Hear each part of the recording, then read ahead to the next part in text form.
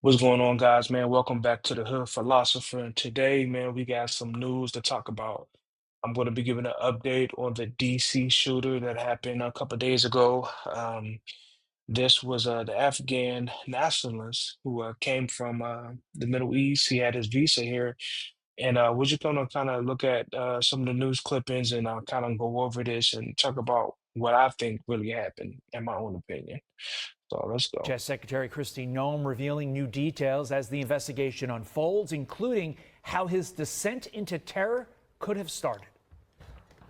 I will say we believe he was radicalized since he's been here in this country. We do believe it was through connections in his home community and state, and we're going to continue to talk to those who interacted with him, who were his family members, talk to them. So far, we've had some participation, but anyone who has information on this needs to know that we will be coming after you.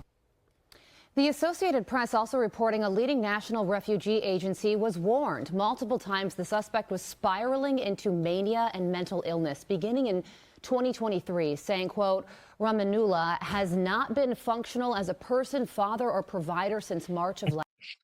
Well, won't you have it? It seems like everything that happens here in America, we always have the forefront before it even happens, and somehow it just gets slipped right through the higher ups and the government and the people who are supposed to handle this stuff. So Ramen Noodle, whatever his name is, they saying Ramen Noodle kind of been on a borderline going through some things. And you got to think, if this is a CIA operative, guys, they know who this is and they know exactly his moves. And you can almost expect them to be hacking all of his phone services, his internet, kind of, learning and understanding where his mindset is at. But we're gonna keep on going, but this doesn't really look like a terrorist plot. If anything, this looked more like a failed CIA operative that was a foreign nationalist, got his visa here in America, and we didn't really do a good job, which we never do, at keeping tabs on him and making sure that he's doing what he's supposed to be doing. But let's keep watching. Last year. He quit his job that month and his behavior has changed greatly.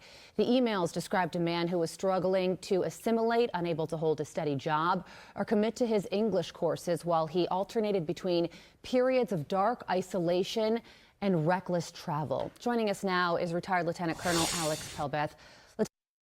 All right, guys. So just real quick, they said a lot in that 20-second clip, and I want you to understand. So we know that he's a foreign nationalist, right? He got his visa here just recently here in America. I did some other research as well, and I saw that at the age of 14, at the critical age of 14 or 15, that the CIA used him over in Kandahar as a special operative to basically do all type of things. They don't tell him what he did. I'm not going to sit here and say I know what he did, but if he was over there during that time, 2008 to 2012, he was definitely seeing a whole bunch of tragic stuff and possibly had to even see some of his family members or friends get arrested or killed. So you can just understand the type of turmoil he's going through. Not trying to, shoot him some bail, but just trying to get you a whole ideology picture on what's going on with him.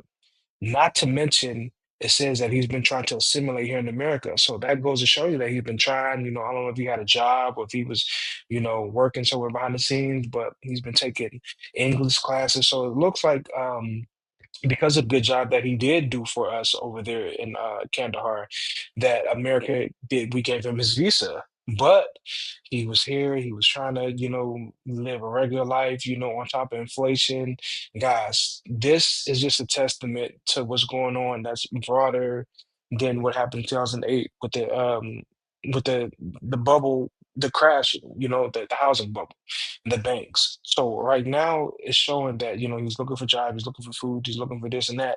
Um, I'm not sure if that's exactly the reason he did this, but this is kind of starting to look like, if anything, America has failed him because when you got to think, when America get these different type of guys and they give them freedom here in America after they've done great things for them over in other countries, it's like, they're keeping tabs on them. So they know exactly what's going on. Now, we've heard stories of America not giving our veterans the type of help that they need mentally, physically, spiritually, all type of stuff. So could this just be a case that we stopped helping him and he kind of went rogue and lost his mind? I don't know, but Lieutenant this Colonel, thank is you so much for joining us. You have a very interesting perspective on all of this because you flew the last American plane out of Afghanistan following our withdrawal. So you served in the country and then witnessed the chaos that unfolded leading up to that last flight out. What do you make of where we are right now after the death of a National Guards member, another one fighting for their life, and renewed focus on our national security? Yeah, I appreciate you having me on the show again. Great to be back here. Unfortunate circumstances for sure. First and foremost, just continue prayers for those families, for the families of the two National Guardsmen. What a challenging situation. So frustrating that we're still. yes. I believe the female died, y'all. So let's say some prayers up to her family, man. You know, it's a tragic every time we see a shooting like this here in America. Want to actually upload another video probably a little bit later tonight or tomorrow, you know, with the Stockton shooting, which is very tragic. Over 14 people shot, 4 killed. A lot of them were children, man. It's just America has gone to shit. Dealing with the fallout from Afghanistan today. Um, I think we're still dealing with a result of, unfortunately, Biden's failed policy. We saw during the evacuation, we brought out 124,000. I don't care what you brought out and what you did. That right there is the reason why we're still going through the things we're going through. Because of Biden's policy. I don't care if it was Trump's policy, Obama's policy.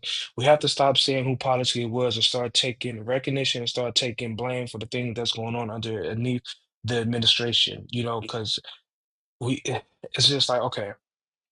We're not getting anywhere when we keep on blaming the last previous administration. Yes, we know no one's perfect, things happen, but we have to be um, men and women of our word and of our job, and we have to take care of America. That's first. So if this slipped through the fingers, you know, maybe it was a new handler that he had, and he wanted to cut him loose and say, okay, we no longer need you. But when you guys take these assets from different foreign nationalists in different countries and you allow them to stay here in America and they're trying to assimilate and they're trying to, you know, thrive here and trying to actually live, you know, at this point, you're pretty much babysitting because, you know, just because they helped you in a war effort, they still are from another country and they could have ties and they could have people who are reaching out to them that's like, oh, America's not helping you, come to our side. That's, you know, so I'm not saying this was a terrorist attack.